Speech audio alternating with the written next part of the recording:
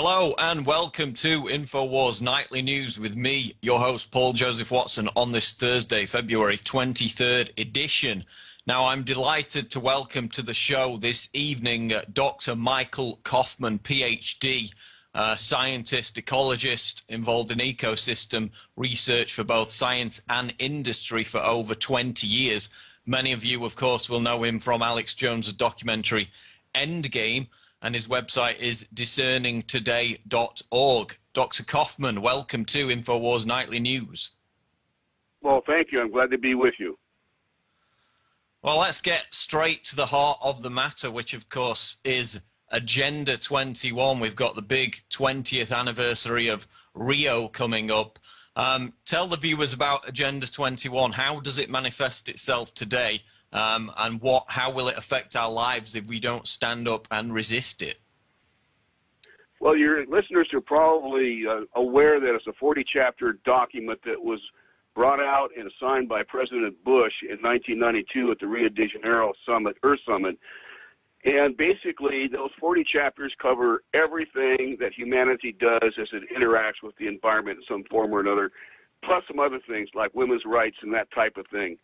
It really is a very comprehensive effort. It is soft law. It doesn't have any teeth or legal teeth to it, but they do have what is known as the Covenant on the Environment and Development in the wings. It's a treaty that will be a hard law. In other words, it will have penalties if you do not do it.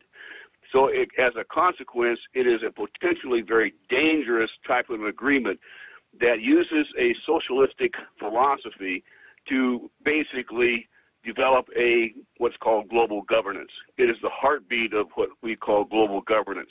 It will really allow government to manifest itself in everybody's life on a very, very minor, basically a very detailed level. There is no one that can escape this, assuming they want to come down on you. And, of course, as a consequence, we are going to have, I think, a lot of trouble if this thing ever gets fully implemented. Now, of course, one of the key facets of this is so-called sustainable development. I mean, every time I turn on the television, whether it be the news or indeed commercials, I constantly hear this word sustainable or sustainability. Dr. Kofman, when we hear that word, what is the true meaning behind the phrase sustainability as it relates to Agenda 21? Well, there's two levels. One is the public level, where we're not supposed to do anything that would cause damage to future generations. And the other is more spiritual in its nature. It's occultish in its nature. It believes and it's based upon the fact that nature is God, and therefore we must do things that will not harm God. That is a very, very powerful concept, and it's one that drives the whole sustainable development agenda behind Agenda 21. It's not necessarily what you see on the surface, that you just don't want to do things that are going to cause harm in the future. It literally is that you can no longer do anything that they perceive causes harm to Mother Nature. And that is a very restrictive type of concept of sustainable development, one that's guaranteed to destroy property rights, one that's guaranteed to destroy basically many of the freedoms that we have around in the Western world. And as a consequence, I think it's going to be, as we get into this, as more and more of this is revealed, going to be very, very dangerous. It's going to be harder and harder to stop it the longer it goes and the deeper it gets itself entrenched into our law. Now, you mentioned private property there. I know that is a key aspect of this Agenda 21. I mean, what's amazing to me is these technocrats are so apparently hostile to the idea of private citizens owning property, and yet their own adherents, people like, Ted Turner and Prince Philip, own millions of acres of property themselves, and they have huge mansions all over the world, and yet they tell us via all these regulations, as you explained, that come with this environmental agenda, that it's somehow dirty for us on the middle class scale to own any kind of property. So, I mean, could you just talk about that disconnect and that hypocrisy there with the elite that are behind this anti-property agenda? You bet. It is one of the things that is very classically elitist in its nature. In other words, I can do what I want to do, but you cannot do anything because it'll be harmful. That is their attitude. It's actually in what is called the Global Biodiversity Assessment that I used to stop the ratification of the Convention on Biological Diversity on the U.S. Senate floor back in 1994.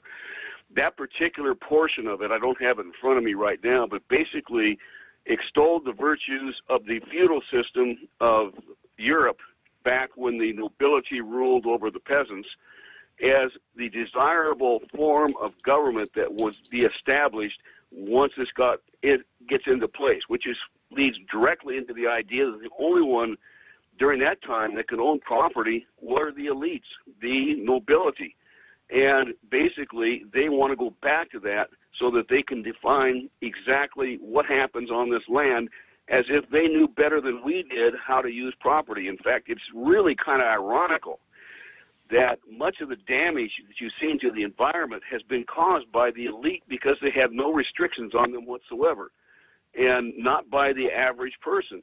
And it's only until the average person owns their own property, uses it to make a living, that it usually gets protected because they need to protect it in order to continue to make a living generation after generation.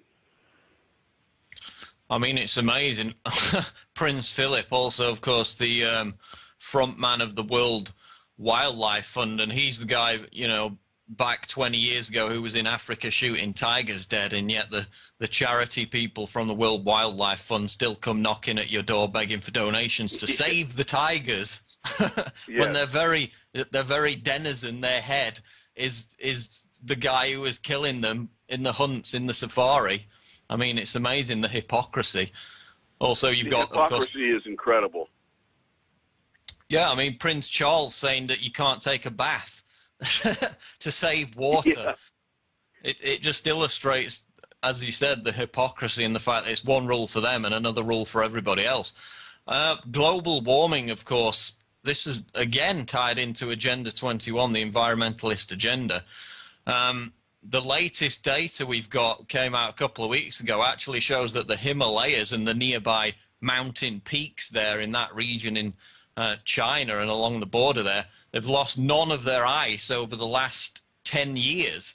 And I mean, this stunned climate change proponents, of course. We've had Climate Gate, we've had Polar Bear Gate in recent years.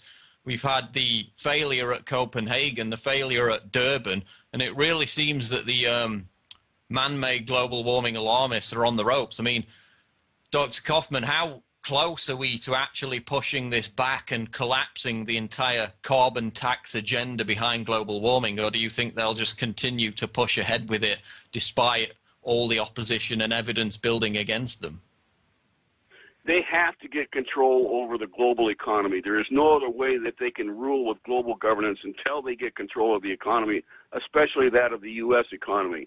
And the easiest way of doing that is to use carbon credits and trading, as many of our pieces of legislation have attempted to do, but all of them have failed. The Environmental Protection Agency of the United States is now attempting to do this piecemeal, but the fact is they have to control our economy, and the easiest way of doing that is through scaring us to death with global warming. It's amazing, as you had indicated, how many things have fallen victim to the truth over the last 2 years especially, and it's actually accelerating now. More and more of their claims are being proven wrong, and yet all they do is increase the shrill of their scare stories and so forth, so that somehow that's going to cow us into submission to accept the horrifying draconian types of regulations that they have in mind. What most people may not realize fully, they understand it in general but don't understand it fully, is that there's a one-to-one relationship between energy and our civilization. We cannot have a healthy economy without cheap energy. And what we're experiencing here in the States is that our President Obama, is doing everything it can to stop all use of fossil fuel energy and replace it with alternative or clean fuel energy. That doesn't work, and it's very expensive. That way, they can control how we live, our standard of living. Actually, it will reduce our standard of living somewhere between 25 and 50%. It's already happening in England, I'm sure you know, and Germany and France and others are beginning to cut back on their subsidies for the so-called green energy because it's so expensive and it doesn't produce anything. Now, Dr. Kaufman, tell us why, what's the main reason they want to reduce our living standards? Why are they so keen to usher in this post-industrial revolution that they talk about? I think it's because of control. They have to have a dumbed-down, impoverished civilization to be able to control it adequately. If we get a good education and we're prosperous, it really creates a nightmare for them to be able to control us. And as a consequence, that is a mechanism that they can use to not only get us more impoverished, but to dumb us down.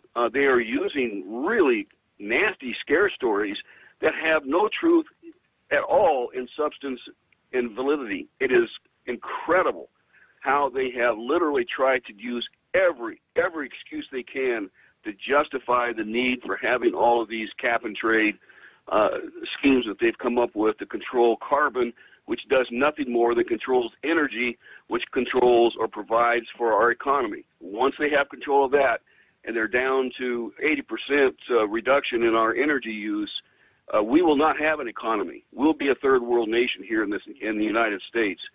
And unless they could develop some sort of incredible battery storage capability, green energy can never, ever replace fossil fuel energy for both the expense as well as the type and power of energy that's produced. There's just no way that they can do it, because when the wind doesn't blow, windmills don't work, and when the sun doesn't shine, solar panels don't work. As simple as that. There's a lot of other reasons why this is not an efficient type of approach either. But the fact is, our president here in this country and in Europe, now that they're starting to back off, but for a long time, we're pushing very heavily this alternative energy that just doesn't work.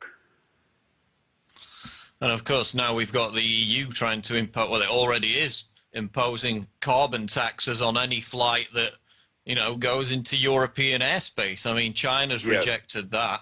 What do you think of that move? Is that, you know, a backdoor carbon tax effort? Oh, absolutely it is. I just don't think it's going to work. I think there's going to be, I think what's going to happen is it's going to hurt Europe more than it helps anything, and as a consequence, they're going to have to back off of that. But it is there now, so you have to deal with it, and it's just one more mechanism to try to basically put this cap on energy use into place. And you briefly mentioned before reduction in living standards. Of course, that's also tied into population control in general.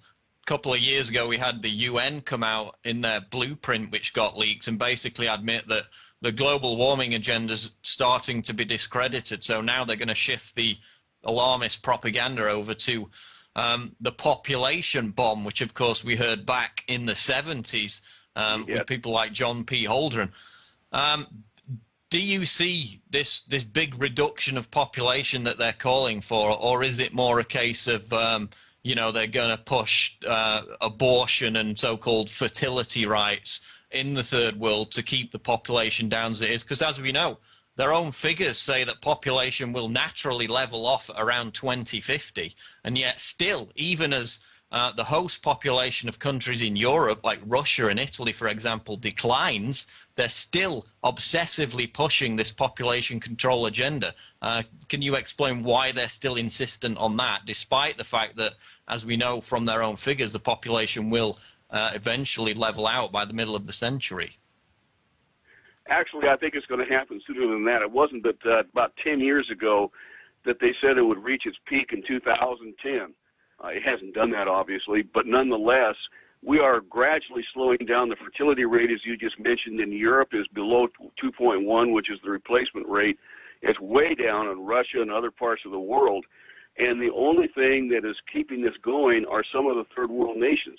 The question becomes, I believe, in this whole issue is, if you create wealth on an individual basis, which goes right back to the property rights discussion that we had earlier in the interview, because you cannot create wealth without property rights. Nonetheless, if you were to create wealth in these third world nations by giving them property rights, it's been shown very, very clearly that once a nation starts to get wealthy, it all of a sudden naturally begins to reduce its own replacement